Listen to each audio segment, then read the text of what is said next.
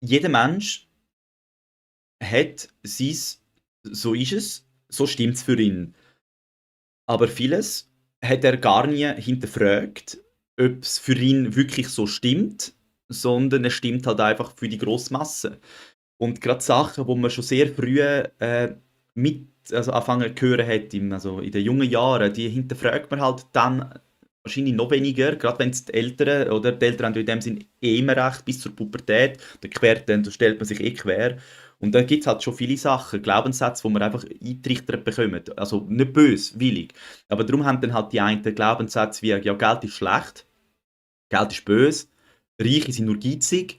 Und das sind dann wahrscheinlich auch eher die Menschen, die sich dann das Leben lang abrackern, aber gleich nie wirklich Geld haben. Im Gegensatz zu den Kindern oder so, wo im Elternhaus gehört haben, Geld ist gut oder ganz ein anderes Geld-Mindset haben. Und das sind dann auch die können machen, was sie wollen, oder? Und werden irgendwie nie pleite, obwohl sie ja, gar nicht aufs Geld schauen. Und andere, die den Rappen die ganze Zeit kehren, die kehren dann halt weiter. Oder da sieht man dann auch wieder, oder? Der Rappenkehrer sagt ja schon, was du machst. Du tust den Rappen kehren. Und wenn das halt das zu deiner Realität wird, dann bist dann du halt ein Rappenkehrer. Das heisst, dein Leben ist dann so aufgebaut, dass es immer knapp ist. Oder? Darum, ja. Aber es ist halt dann schon immer einfacher gesagt, wie daraus rauskommen. Aber ja, andere Gedanken, mit Glaubenssätzen, mit Affirmationen schaffen, aber halt wirklich solche versuchen zu nehmen, wo man auch merkt, es gibt ein gutes Gefühl, oder? Wenn dich der Körper querstellt, wenn du sagst, ey, ich bin Multimillionär und dein Körper sagt, spinnst du eigentlich? Und das Gefühl erzeugt, das negatives Gefühl erzeugt, dann ist das negative Gefühl auch wieder eine Art Manifestation. Oder? Und von dem her Glaubenssätze oder Affirmationen suchen, wo sich gut anfühlen. Zum Beispiel, ich bin jederzeit unter allen Umständen guter Dinge, oder? Dass man sich halt einfach auch sagt, hey, oder alles ist immer für mich. Das sind so Glaubenssätze oder Affirmationen, die habe ich zum Beispiel, alles ist immer für mich. Also wenn irgendetwas passiert, mit dem kann ich mich dann auch aus Situationen rausholen, dass ich wirklich sage, hey, es ist ja wirklich, wenn ich zurückdenke, auch wenn es sich in dem Moment jetzt nicht so anfühlt, kann ich eigentlich nichts, keine Gegebenheit sagen, wo mal etwas nicht besser geworden ist für mich. Oder? Und so, wenn man dann halt kann dazuschalten mit so Affirmationen, kann man sich auch rausholen. Oder ja, alles ist möglich, dass du überhaupt die Möglichkeit offen lässt, dass alles möglich ist. Oder wenn du sagst, ja, nein, für mich geht das eh nicht, ich bin zu klein, oder was weiß ich, oder ich habe eh immer Pech. Oder es gibt Glückspilz und dann gibt es die, die immer Pech haben. Es gibt Pechsvogel und es gibt Glückspilz. Und da hat Zora letztens auch mal gesagt, und der ist mir auch sehr eingeleuchtet. Wenn du rumlaufst und Zeug erzählst, wie du bist, sprich, wenn du deinen Kollegen erzählst, du hättest ja immer Pech, dann tust du dann tust du noch mehr Beobachter mit in deine Gleichung nehmen, die dir das auch noch bestätigen können. Das heisst, wenn du dann irgendwann der Mensch bist unter deinen Kollegen, der eh immer Pech hat, dann hast du sogar noch Leute, fremde Menschen oder deine Kollegen, die dir auch helfen, deine Prophezeiung zu verwirklichen. Darum nur so Sachen erzählen, wo du auch willst, dass von dir erzählt wird. Oder? Weil, mal angenommen, wenn du jetzt gehst erzählen, dass du, wow, ich habe eigentlich immer gute Arbeit. Und nachher der Kollege dich abspeichert, als du bist der, der immer gute Arbeit hat. Anstatt du bist der, der immer Pech hat.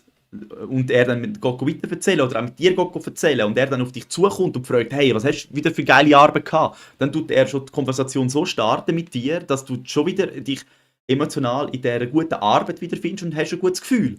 Im Gegenzug, wenn du sagst, oh, ich habe immer die Scheissarbeit und dann der Kollege kommt runter, hast wieder müssen den Müll hast wieder müssen die Scheiße wegräumen, dann verfängst du dich auch wieder in deine Emotionen. Oder darum, das ist sehr wichtig, wie man sich in der Welt präsentiert.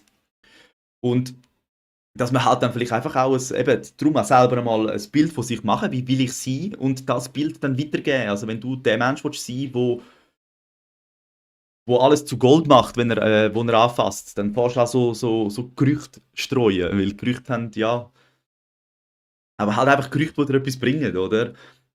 Und nicht, dass du dann irgendwann der bist, der immer Pech hat. Dann bist du lieber der Glückspilz. Und wenn dir einer sagt, Und wenn du mal von jemandem hörst, hey, du bist ein Glückspilz, dann sag nicht, nein. Dann sag ich, ja Mann, ja, das bin ich. Und dann behalte die positiven Sprüche oder Sätze, die dir fremde Menschen geben, behalte die wirklich. Und ruf dir die wieder ins Gedächtnis, wenn du das kannst.